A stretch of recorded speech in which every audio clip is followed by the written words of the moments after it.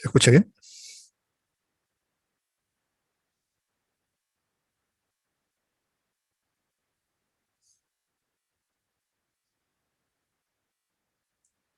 Si al menos por chat me dicen que se escucha, me quedo contento.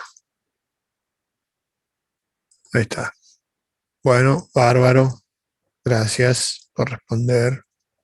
No estoy solo. Bien, gente. La clase de hoy es la última clase de vapor.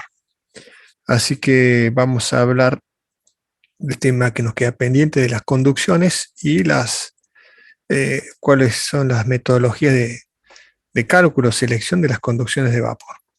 Así que bueno, vamos para allá.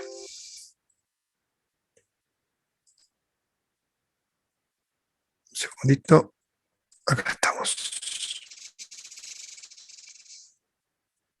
Bien. Instalaciones de vapor, distribución de vapor.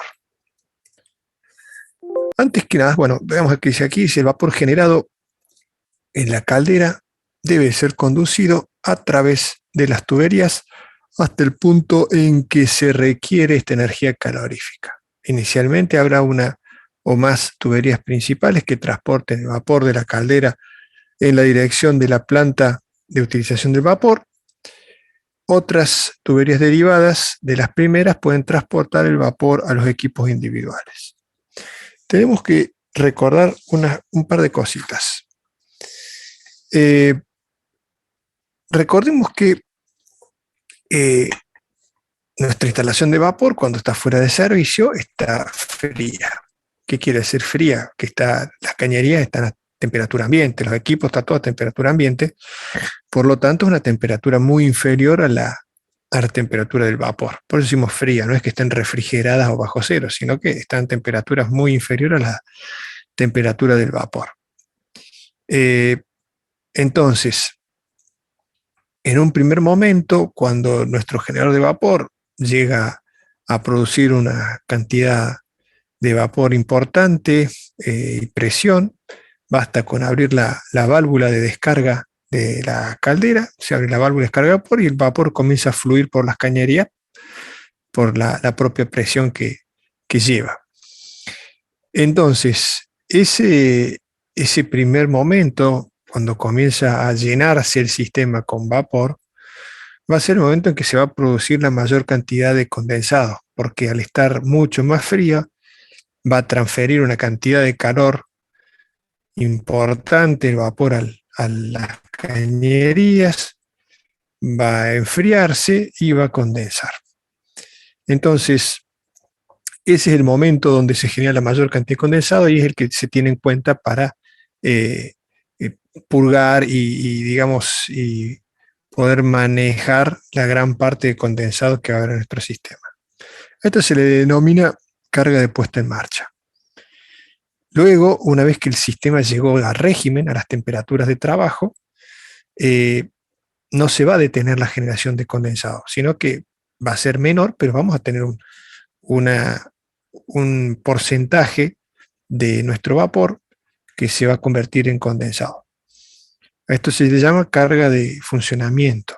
Y esto es debido a que el medio ambiente, está a temperaturas inferiores a la del vapor. Por lo tanto, siempre la cañería va a tender a radiar calor hacia el medio, por lo tanto, disipar y bueno, ese enfriamiento provoca que se genere condensado.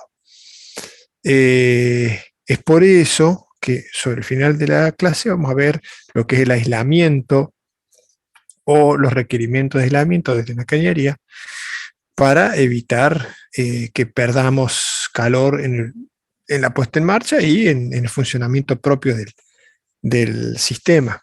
¿Por qué? Porque todo calor perdido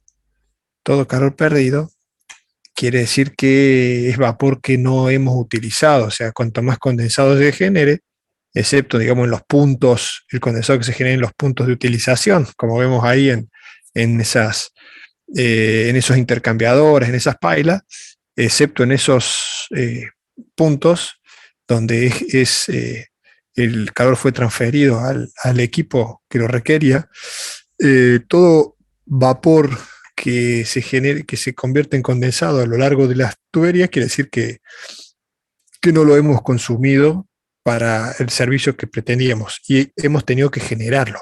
Entonces generamos mucho más vapor del que realmente consumimos en nuestros sistemas. Es por eso que se tiene que tener muy presente las pérdidas de calor para evitar estar quemando combustible de más. O sea, todo eso se traduce a que vamos a quemar mucho más combustible para generar vapor que no vamos a consumir.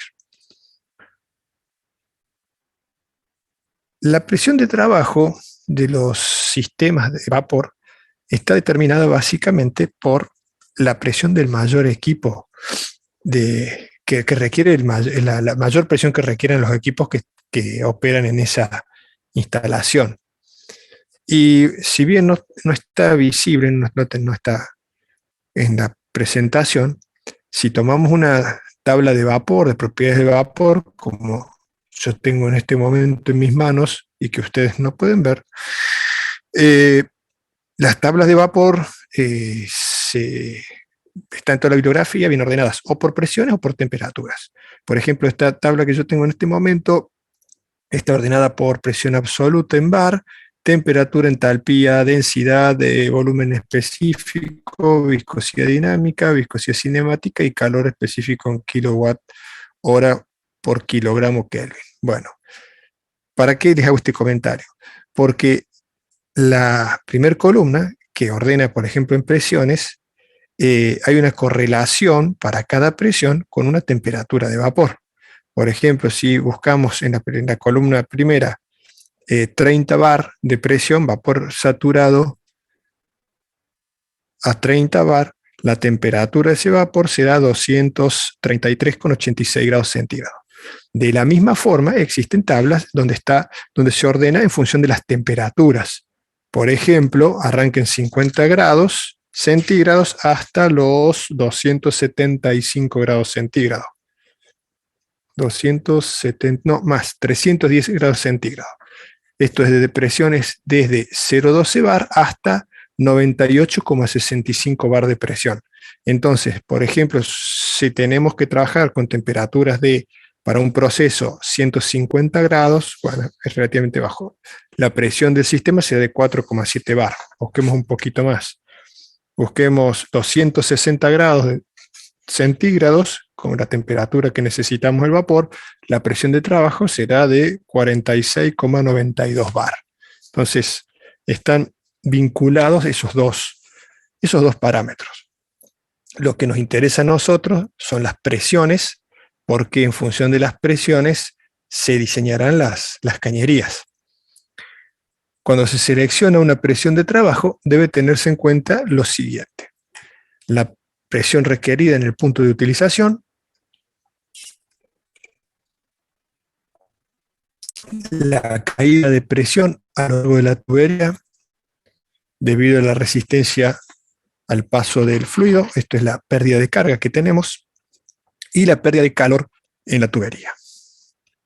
El vapor a alta presión ocupa menos volumen por kilogramo que el vapor a baja presión. Es por eso que siempre es recomendable trabajar con vapores a más altas presiones. Pero bueno, eso depende de las temperaturas que se requieran.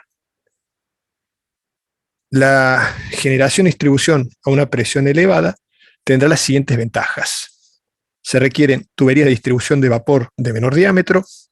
Al tener una superficie de intercambio menor, las pérdidas de calor serán menores, esto es porque como la superficie es menor, la cañería es de menor diámetro, la superficie de intercambio en la tubería es menor, por lo tanto las pérdidas son menores.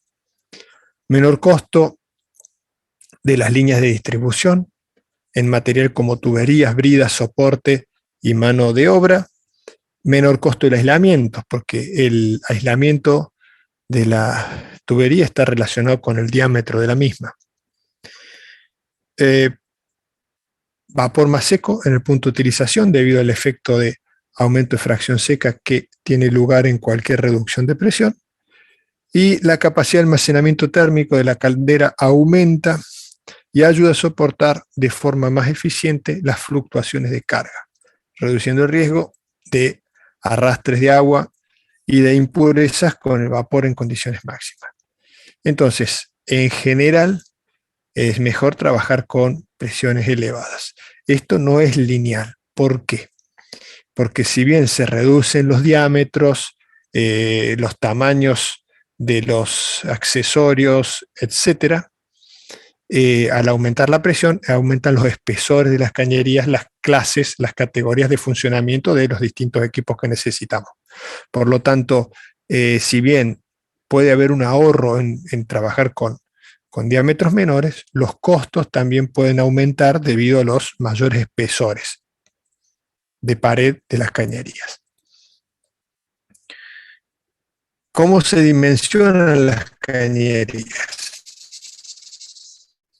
Las tuberías se pueden seleccionar basándose en una de las dos características: velocidad del fluido o caída de presión. Entonces hay dos metodologías para selección de cañerías.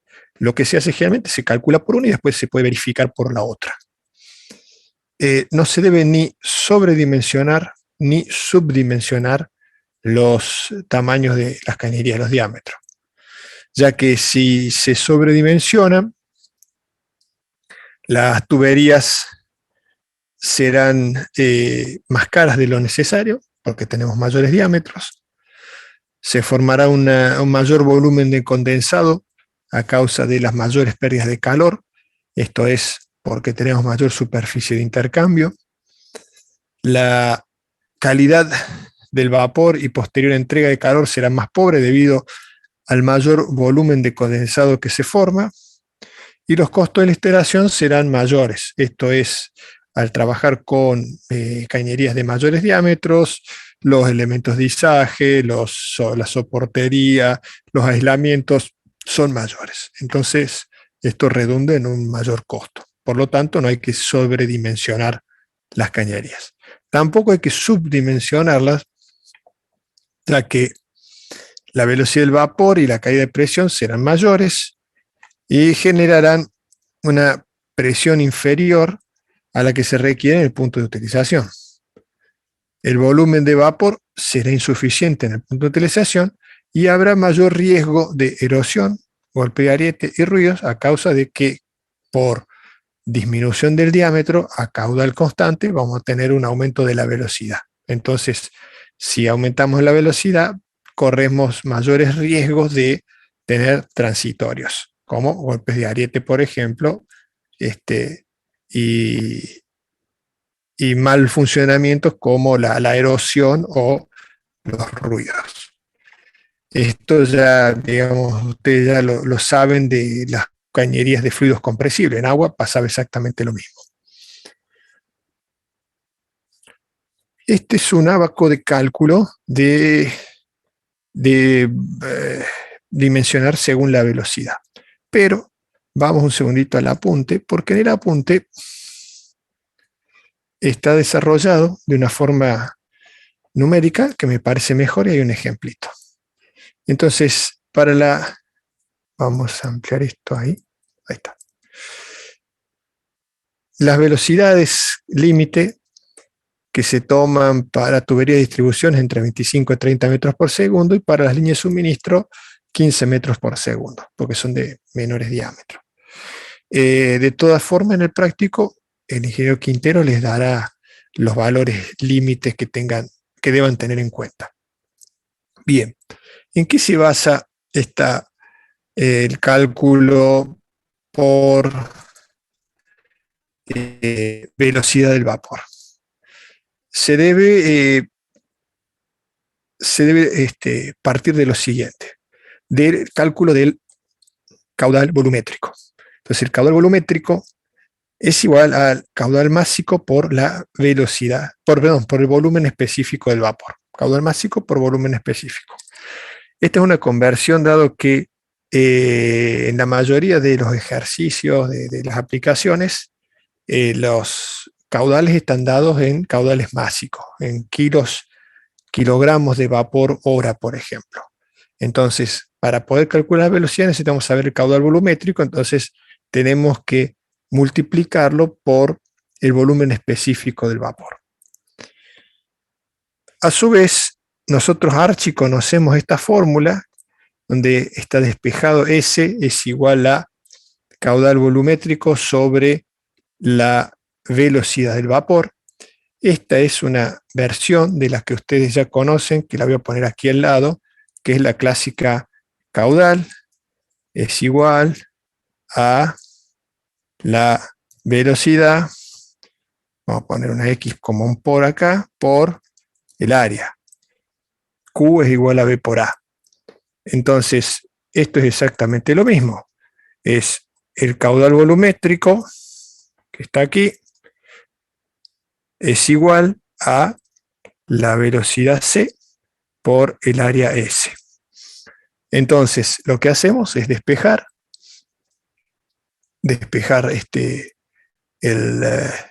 la sección, y la sección está en función de el diámetro interior. Recuerden esto, a esta altura del año no hace falta repetirlo, pero todas las fórmulas de cálculo de conducción de fluidos en cañerías, los modelos de cálculo se basan en ¿qué? En el área de pasaje interna de la cañería. Entonces siempre se toma el diámetro interno. Luego se seleccionará en función de las presiones el tipo de caño y se verán cuáles son los diámetros nominales, diámetros externos. Pero para el cálculo nosotros necesitamos saber el diámetro interior. Entonces pi por diámetro interior cuadrado sobre 4 es igual al caudal volumétrico sobre la velocidad. Despejando el diámetro, tenemos que raíz de 4b sobre pi por c es la forma de calcular el diámetro interno. Si lo aplicamos en un ejercicio, tenemos, por ejemplo, aquí, se requiere dimensionar para tuberías para transportar 5.000 kilogramos hora de vapor saturado seco a 7 bar a una velocidad de 25 metros por segundo. Fíjense que el caudal es un caudal básico, 5.000 kilogramos hora de vapor. Entonces, ¿cómo procedemos?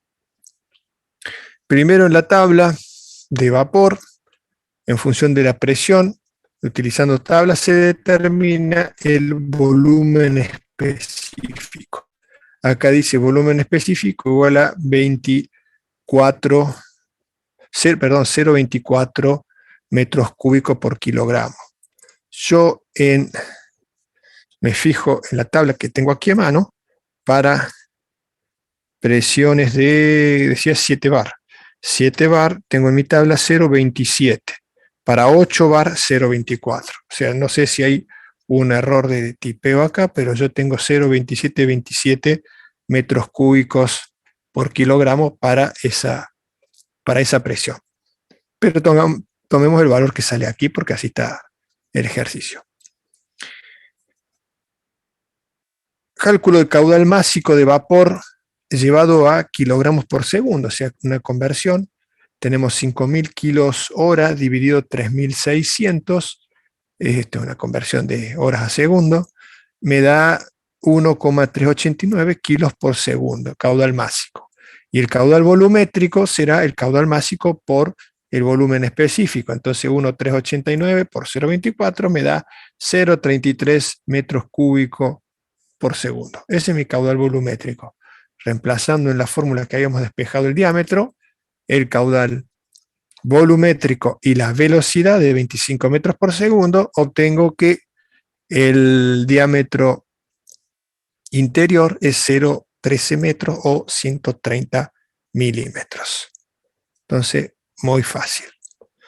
En el ejercicio que tenemos aquí, no sé si es exactamente igual, 150, que es la temperatura, hasta la presión 7 bar, que es el punto B, de ahí a 5.000, que es el punto C, que es 5.000 kilos hora, caudal másico, al punto D, que es la velocidad de vapor a 25 metros por segundo, así el E me da 125 milímetros, por ahí. Bueno, Fíjense que por ábaco da 125, por este cálculo da 130.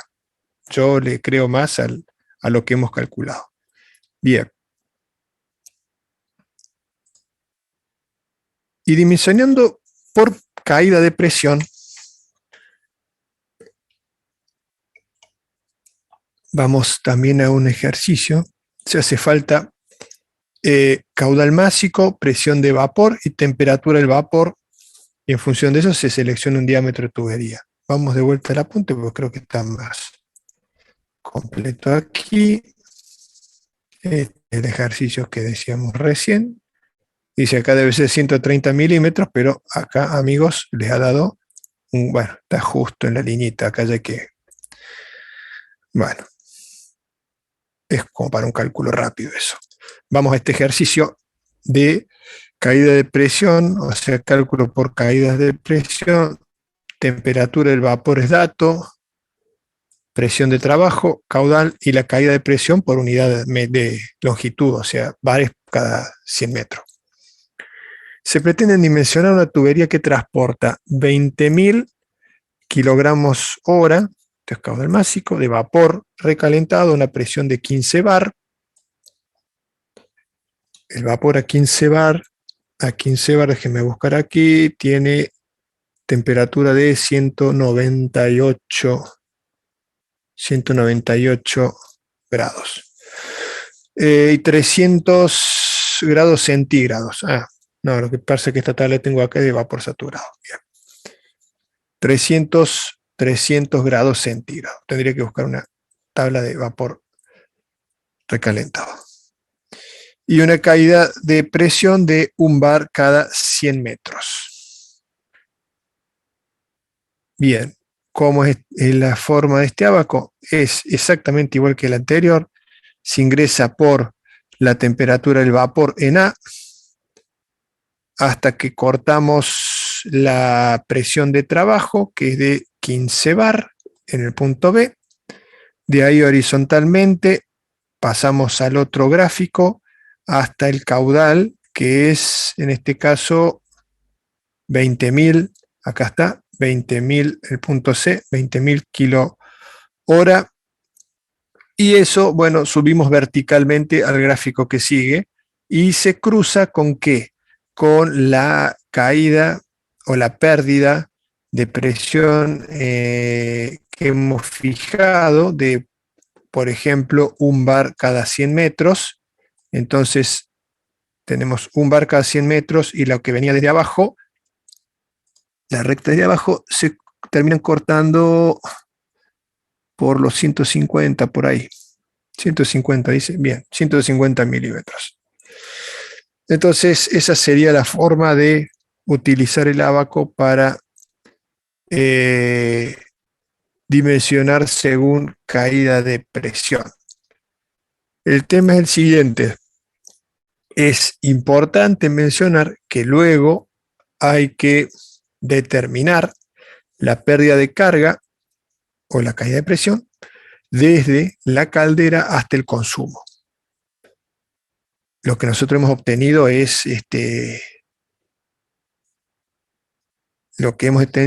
un diámetro para una pérdida por unidad de longitud. Para esto hay que considerar la longitud total del tramo analizado, incluyendo la longitud equivalente de los accesorios, y finalmente se realiza una regla de 3 en función del valor de pérdida de presión por cada 100 metros obtenido del gráfico, que en realidad nosotros lo hemos fijado. Lo que habría que hacer es, para el diámetro exacto, se corrige y la pérdida va a dar otro valor.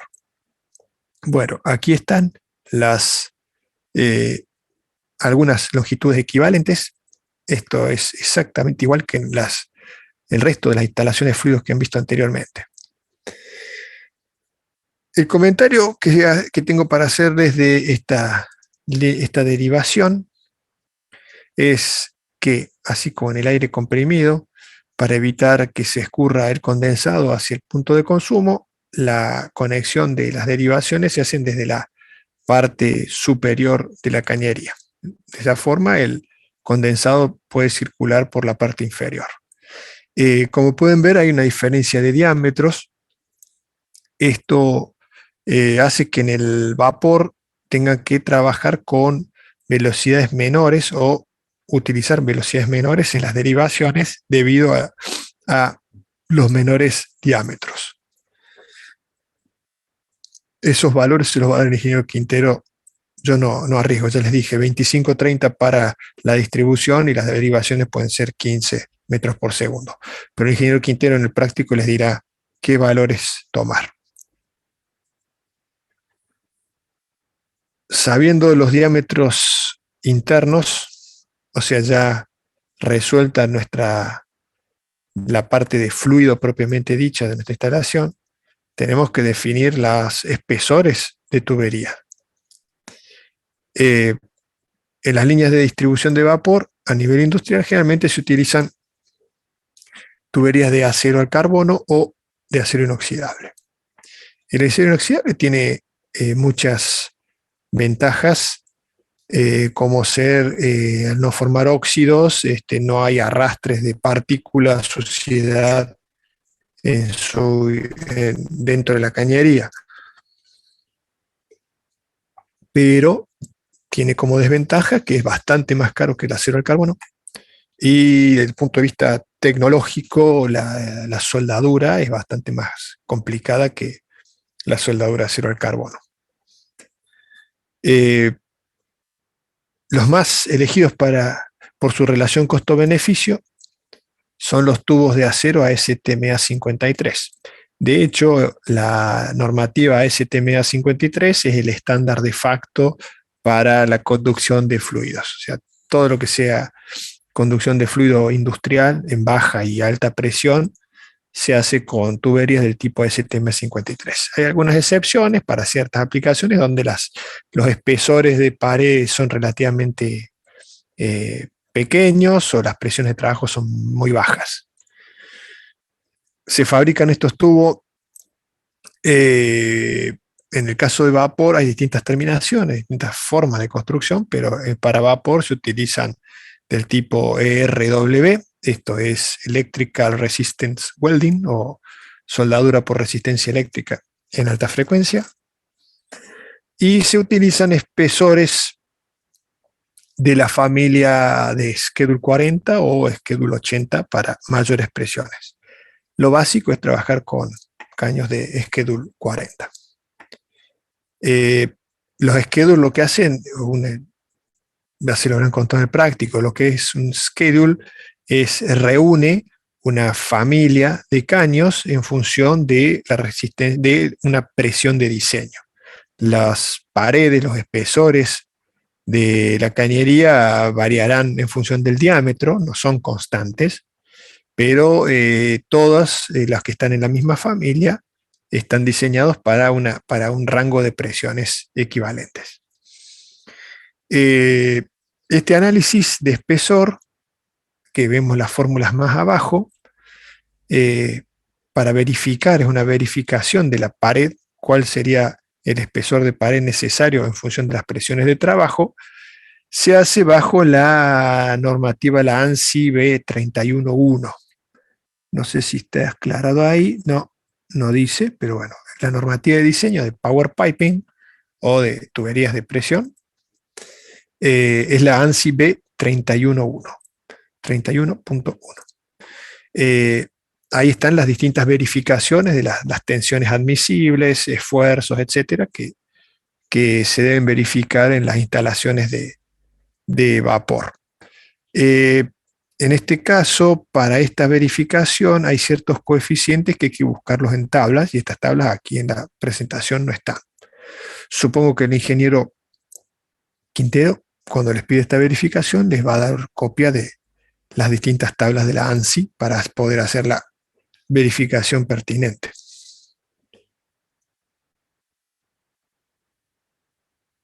Lo que sí es muy importante, todo es importante, pero lo que es distinto en las instalaciones de vapor en comparación con las instalaciones de fluidos que ya hemos visto con anterioridad, es la cuestión de la dilatación térmica que sufren las cañerías. Esto se debe a que la temperatura del fluido que circula por ella es bastante más alta que todas las que conocemos con anterioridad. Entonces, como el delta T, el gradiente térmico es mayor, va a haber mayores dilataciones en las tuberías de vapor. La dilatación lineal es igual a la longitud de la tubería entre anclajes o entre puntos fijos, o la tubería que se quiere analizar, por el coeficiente de dilatación térmica alfa, por el delta T, que es la diferencia de temperatura o salto térmico. Esto es entre los dos valores extremos a los que está sometido la cañería. Que en el caso de vapor, como las variaciones térmicas son importantes, las deformaciones por dilatación también son importantes. Fíjense, en ese cuadro da los distintos valores de alfa para tres tipos de acero. Dice acero suave, que es acero al carbono, 0,1 o 0,2% de carbono, acero aliado al cromo molibdeno y acero inoxidable cromo-níquel. Fíjense que, por ejemplo, el acero inoxidable tiene un coeficiente de dilatación bastante más alto que los aceros al carbono. Entonces, también hay que tener en cuenta que cuando se utilizan este tipo de aceros, las deformaciones son mayores. La tubería debe ser suficientemente flexible para adaptarse a los movimientos de los componentes al calentarse. En la mayoría de los casos, la tubería tiene suficiente flexibilidad natural gracias a unas longitudes razonables y a la cantidad de curvas. En otras instalaciones será necesario incorporar medios para lograr la flexibilidad necesaria. Entonces, el problema de las instalaciones de vapor es las deformaciones, la dilatación de la cañería. Esto viene aparejado ¿a qué? Ahí tenemos dilatación, soporte de tubería. En el esquema de arriba, primero, bueno, se los enuncio como aquí y ya les hago una aclaración. Tenemos un esquema donde tienen los extremos de ese tramo, tenemos dos puntos A, puntos fijos, que es un dato de la posición desde donde comienza la dilatación. Punto B son apoyos deslizantes, esto permite la libre dilatación de la tubería manteniendo a la vez la alineación, esto es, restringen la deformación de la cañería en un sentido, pero no en el eje de la cañería. O sea, la cañería puede moverse en su eje. Y el C, accesorio de expansión, es un método de adaptación a la dilatación. Estos accesorios se montan en la línea y están diseñados para acomodar la dilatación sin que cambie la longitud total de la cañería. Entonces, ¿cuál es el problema de las deformaciones o de las dilataciones en este caso? Que al expandirse por dilatación térmica, la cañería pretende expandirse, o sea, aumentar su longitud. Pero como está restringida entre dos puntos fijos, los puntos A, no se va a poder expandir. Entonces, en algunos casos lo que va a ocurrir se va a deformar haciendo un arco, ese caño se va a convertir en un arco, pero para hacerse un arco, al no poderse expandir, quiere decir que van a aparecer esfuerzos, van a aparecer tensiones sobre los puntos fijos. Entonces, lo que nosotros queremos evitar no solo son las deformaciones que hagan que la cañería salga de línea o se salga de los soportes, sino que aparezcan esfuerzos sobre los puntos fijos, esto es, sobre anclajes o sobre equipos. Imagínense que el punto fijo A fuese la brida de una válvula, la brida de la caldera o de un equipo particular. tiene una limitación de esfuerzos axiales que puede soportar. Si la cañería se dilata y no tiene cómo deformarse, un elemento que absorbe esas deformaciones, aparecerán esfuerzos sobre la brida y la van a destruir. Y empezar a perder vapor por todos lados. Eso como la parte fácil.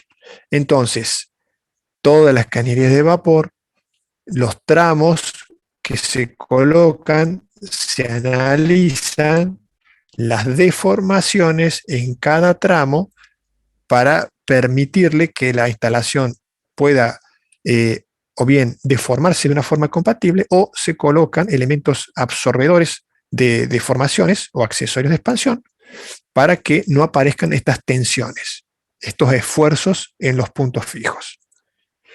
Lo que vemos en la parte inferior es un ejemplo de un soporte de tipo patín. Esto es un rodillo donde se apoya el caño, entonces al no estar tomado fijo, el caño puede moverse, esto es, en el eje de la cañería puede expandirse o contraerse.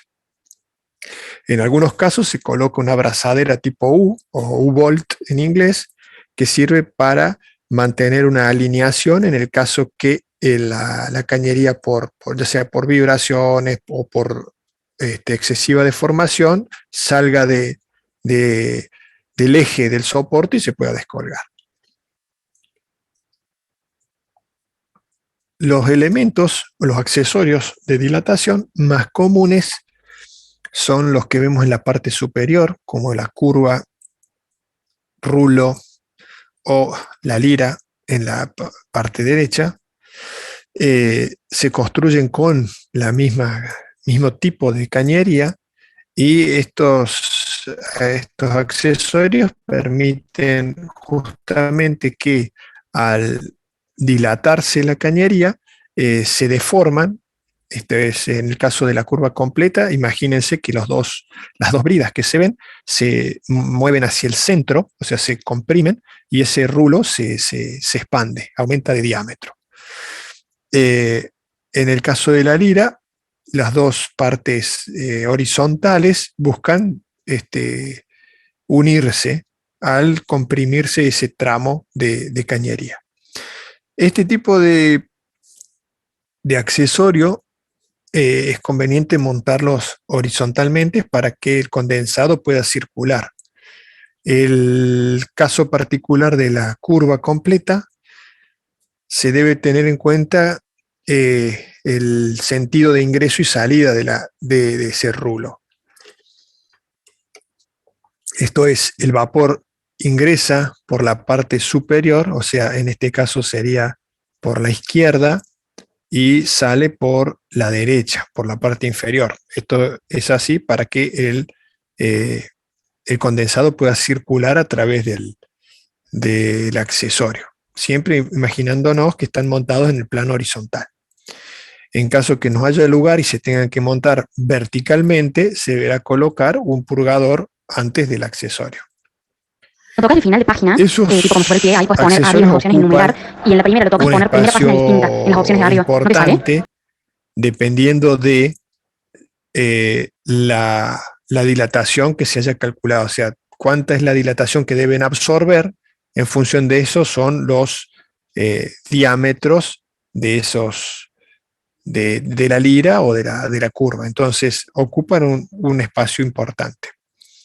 Donde no hay lugar para colocar ese tipo de accesorios, se utilizan, por ejemplo, las juntas deslizantes. Esa junta deslizante es un caño que está solapado dentro del otro y para evitar la fuga del vapor tiene un sello con un prensa-estopa que se ve en el centro. La cuestión es que este tipo de accesorios es un poco más delicado, ya que el ajuste de ese prensa-estopa es el que limita que vaya a haber fugas y debe estar regulado a la presión máxima de trabajo del sistema, por un lado. Y por otro lado, requiere esos espárragos que se ven ahí, que son unos fines de carrera, porque al presurizarse la red, la cañería intentará expulsar o escupir el caño ya que por la presión interna trata de sacarlo. Por lo tanto, tiene unos fines de carrera para que no se vaya a descolgar la cañería. Entonces, lo mejor serían las dos que están arriba. Si no hay espacio, ya empezamos con este tipo de soluciones. Esta es una solución utilizando la propia cañería. Muchas veces las cañerías, cuando son muy largas, vienen en bandeja las líneas de vapor y cada tantos metros hacen una horquilla, como en este caso, para absorber las deformaciones del tramo de mayor longitud. Aquí tenemos, digamos, una curva para el cálculo de este tipo de esta horquilla en función de la dilatación que se busca, digamos, absorber. Otra solución son las juntas de expansión. Estas son muy empleadas, como vemos, son un fuelle que tiene que soportar la presión interna, la presión, digamos, del sistema. Son un fuelle tipo con una especie de acordeón que tiene bridas en los dos extremos y se toma en la cañería. Permiten, más que trabajar absorbiendo deformaciones lineales importantes, como son todos los accesorios que hemos visto recién, estas permiten absorber deformaciones, axiales, laterales y angulares. Entonces, lo que tienen de interesante este tipo de accesorios es más bien para alineamientos o para cambios de dirección o acoples a equipos donde la cañería rígida pueda deformarse de una forma distinta a un equipo que esté fijo o a un tramo que esté tomado a otra parte del edificio. Entonces, de esa forma podemos mantener cierta compatibilidad entre las distintas deformaciones de un lado y del otro. Son muy empleados todo este tipo de juntas, no solo en vapor, sino en instalaciones de fluido, donde, por ejemplo, en las bombas, a la succión o a la impulsión de las bombas, las motobombas o bombas que tienen vibraciones importantes, para, digamos, aislar esas vibraciones del resto de los elementos que están fijos, estas juntas son muy, muy prácticas para eso. Pero fíjense que no tienen rigidez mecánica. Entonces, donde se utilizan este tipo de juntas, deben colocarse soportería antes y después. Si es contra un punto fijo, contra un equipo, se colocará antes para sostener la cañería, porque la junta de por sí no puede funcionar no funciona como un tramo de caño, no funciona como un soporte. No tiene rigidez. Entonces hay que colocarle soportería adicional para que la junta no tome esfuerzos. Bueno, estas son algunas soluciones de montaje para cambios de ángulo, de cañerías, donde son los puntos más convenientes para colocar juntas de expansión, la cantidad de soportes que hacen falta, para cambios de dirección, cambio de nivel, etc. Como eran gratis, tenemos un montón de estas soluciones en la presentación. Bien, y de ahí llegamos a un punto crucial en las instalaciones de vapor, que es el cálculo del espesor del aislante para las tuberías. Todas las tuberías de vapor llevan aislante, llevan un elemento que va enfundando, va una funda de aislante sobre la parte externa de la cañería para evitar que el calor de la cañería se irradie al medio. Lo aislamos porque cuanto mejor sea el aislamiento de nuestra cañería, menores las pérdidas, por lo tanto los costos de funcionamiento de nuestro sistema son menores, porque vamos a quemar menos combustible para generar la cantidad de vapor que realmente vamos a consumir y no el que se va a disipar y convertir en condensado y no vamos a consumir en en nuestros equipos. El análisis que se hace para definir, para calcular el espesor de aislante necesario es mediante que se conoce como el criterio del espesor económico. En este supuesto se trata de determinar aquel espesor que minimice el costo total de la instalación, teniendo en cuenta su periodo de explotación, esto es, su vida útil. Y ese costo total está compuesto por un costo operativo y un costo de amortización. Entonces, el costo operativo está dado por la pérdida de energía o pérdida de calor traducida a costo de combustible. Entonces, el costo operativo se basa en la energía perdida, cuánta energía pierde nuestro sistema. Y el costo de amortización está formado por el costo del aislante, la cobertura del aislante, esto es la protección que lleva externa el aislante, por lo general puede ser en aluminio, y la mano de obra dividido el tiempo de amortización. Entonces verán que el costo de amortización es un costo mayoritariamente o está compuesto por elementos de índole económica, mientras que el costo operativo vincula cuestiones térmicas, termodinámicas de nuestra instalación con cuestiones económicas. Ya lo vamos a ver, lo vemos ahora en más detalle. Entonces el costo total es igual al costo operativo más el costo de amortización en pesos por hora. El costo operativo, se origina por la pérdida de calor a través de los caños y el aislante.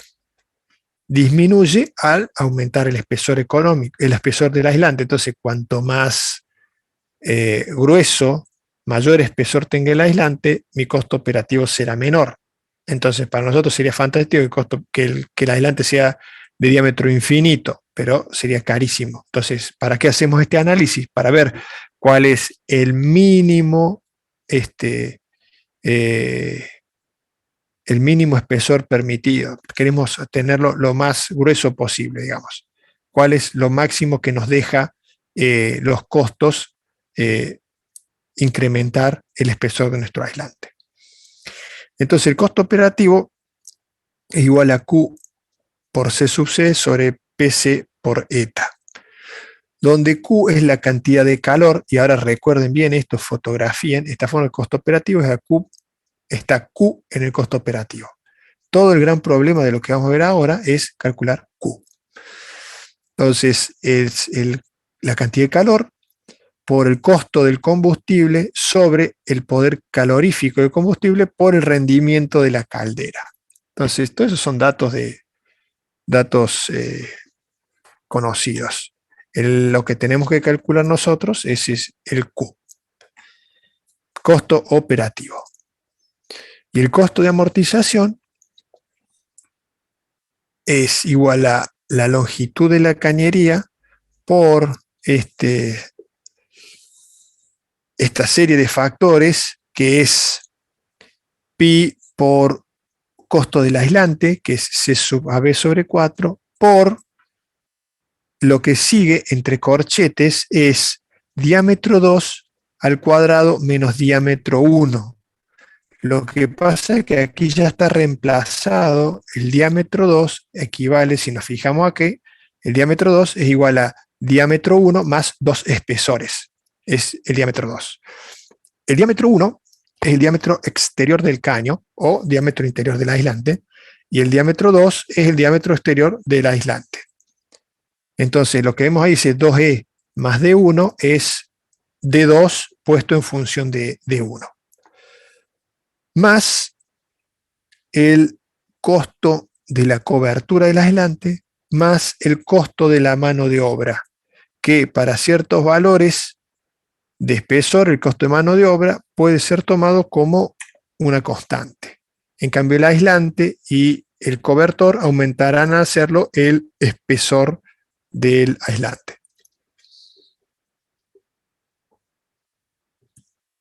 Y esto se divide por 8.760, que son la cantidad de horas que tiene un año, 365 por 24, por el tiempo de amortización de la inversión en años T. Entonces, el costo de amortización sale de parámetros de tabla o parámetros históricos que se conocen, que es los costos prorrateados en el año y en la geometría de la cañería. Vamos a el cálculo de Q, que es lo que nos interesa. ¿Y nos interesa para qué? Para poder calcular el costo operativo. La ecuación básica de transmisión térmica se expresa de la siguiente manera. Q es igual a QR más QC, donde QR es el calor por radiación y QC el calor por convección. Entonces el calor total transmitido es la suma del calor por radiación más el calor por convección que disipa la cañería. Mejor dicho, el conjunto cañería aislante. Esta ecuación expresa la transmisión de calor a través del aislante es igual a la pérdida de calor por convección más la pérdida de calor por radiación en la pared exterior de dicho aislante. Consideraciones para la ejecución de los cálculos térmicos. Se considera flujo de calor en estado estacionario. Se considera que la temperatura de la pared exterior del tubo, θ1, es igual a la temperatura del vapor dentro de la tubería, por ende, no se considera la resistencia térmica del tubo. Entonces, la temperatura externa del tubo, o en la cara externa del tubo, es igual a la temperatura del vapor, sin tener en cuenta cuál es la resistencia térmica de la cañería. Y tercero, se considera convección forzada en el cálculo de pérdidas de calor por convección, que es el peor escenario. O sea, que quiere decir que hay una circulación de aire a cierta velocidad que lame la cañería, por lo tanto la transferencia de calor es mayor que si no existiera la convección forzada, si el aire estuviera quieto. El flujo térmico a través del aislante Q es para una superficie curva, está dado por Q igual a 2pi por K por el delta térmico, θ2 menos θ1 sobre el logaritmo natural de la relación de diámetros, donde K es un coeficiente de transmisión de calor, eso sale de tabla, y los θ dijimos que son, el θ1 es la temperatura en la pared exterior del caño y θ2 la temperatura en la pared exterior del aislante. Esto es cuál es el gradiente térmico a lo largo del aislante. QR, que es el calor por radiación, es igual a FR por E por θ2 menos θm, donde θm es la temperatura ambiente. Entonces aquí es la diferencia térmica que hay entre la temperatura en la pared externa del aislante y la temperatura ambiente por pi por d sub 2, que es el diámetro externo. Donde Fr es el coeficiente de radiación y E es el coeficiente de emitividad que depende de la calidad de la superficie de la cobertura. Esos dos valores salen de tabla o de gráfico. Y me estaría faltando Q sub C, o sea, el calor por convección. El flujo térmico por convección puede ser natural o forzado. Para las tuberías interiores debe considerarse convección forzada, que es la condición más desfavorable, por lo tanto, la fórmula 4, que es QC sub F, 24,3 por diámetro 2 a la 0,4 por la diferencia de temperatura entre el aislante y el ambiente. Si la velocidad es mayor a 3 metros por segundo, se utilizará la fórmula 5, y si es convección natural, la 6. Entonces, ¿qué se hace luego? se reemplaza en esta fórmula, Q igual a QR por QC, Q es igual a la fórmula 2, QR fórmula 3 y QC fórmula 4. Y aquí tenemos las tres que reemplazaron esa ecuación en 1. Aquí vemos en lo que sigue, en el paso que sigue, han puesto nuevamente el diámetro 2 en función de D1, o sea, fíjense dónde está D1, es igual, 2E, 2 espesores más D1 es igual a diámetro 2. Y de esta igualación se observa que la temperatura del aislante, θ2, aparece en ambos miembros. Por ende, para resolver esta ecuación hay que iterar varias veces hasta lograr la convergencia.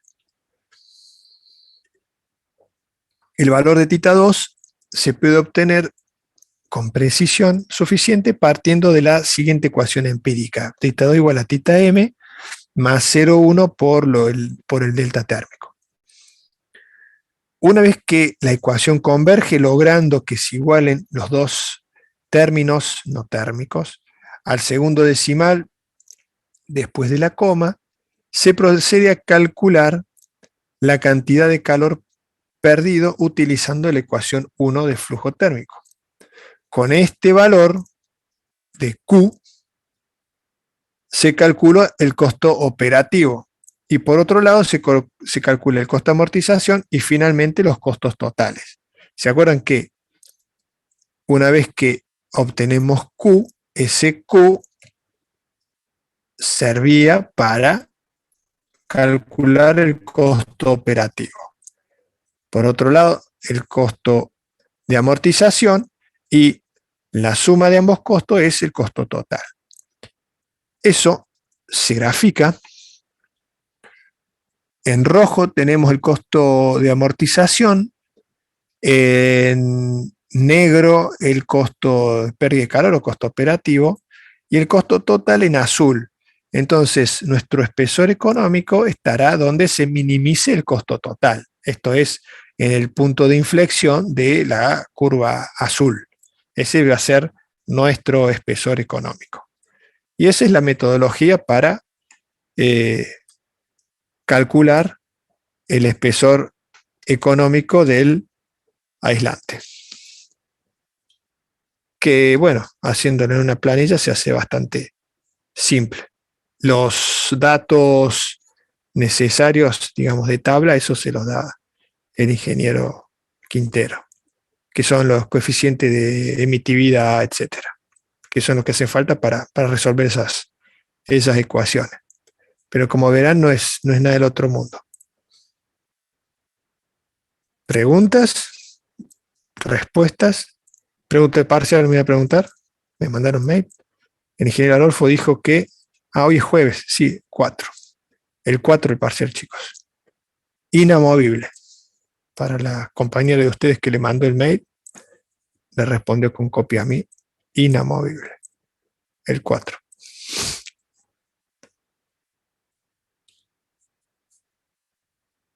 Bueno, consultas sobre esto. Si no, la clase que viene tienen con el ingeniero Quintero, el práctico de esto. Se entendió, profe. Bueno, esa era la idea. Que queden claros dos conceptos. El del cálculo de los diámetros internos, después los espesores se verifican en función de las presiones de trabajo, y el espesor económico. O sea, toda esa vuelta que vimos al final es para calcular cuál es el espesor económico del aislante necesario para la cañería. Bien. Bueno, gente, entonces los dejo en buenas manos con el ingeniero Quintero. Cualquier cosa después ya nos veremos para coloquio, porque creo que después viene el ingeniero Adolfo. O para turno de examen. Gracias, profe. Buenas tardes. Gracias, profe. Gracias. Bueno, hasta luego. Chao, chao. Chao.